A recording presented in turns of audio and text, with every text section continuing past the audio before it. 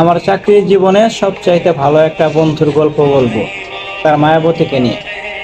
যখন 2024 সালে ঢাকাতে আসি চাকরির জন্য, আমরা দুইজন একসাথেই জয়েন করি চাকরিতে। টানা 2 মাস ডিউটি করার পর কোনো এক সমস্যার কারণে বন্ধুটা বাড়িতে চলে যায়। তার সাথে অনেক কথা হয় তার মায়াবতীকে নিয়ে। সে বলেছিল একটা মেয়েকে নাকি অনেক পছন্দ করে। মেয়েটা তখন ক্লাস 2তে পড়ে।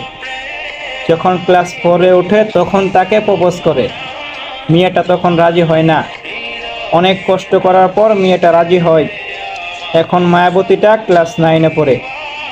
তারা বিয়ের জন্য রাজি হয়, তাদের মা বাবাকেও রাজি করায়।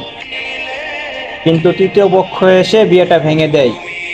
সে হচ্ছে মায়াবতীটার দুলাভাই। সে চাইতো না তার শালী জামাই তার থেকে অনেক ভালো এবং স্মার্ট হোক। সে চাইতো তার থেকে নিচু যেন থাকে। কিন্তু কি আর করার, ছেলেটা যদি জোর করে বিয়ে করতে চায় তখন ধরে তাকে অনেক মারধর করে। এটাই হচ্ছে আমাদের সমাজের নীতি। এই যে আপু, আপনাদেরকেই বলতাছি, এমন দুলাভাই যাদের আছে, দুলাভাইয়ের কথা বাদ দিয়ে আপনার ভালোবাসার মানুষটাকে নিয়ে চলে আসেন। পরে যা হবে হবে, দেখা যাবে, সমস্যা নাই।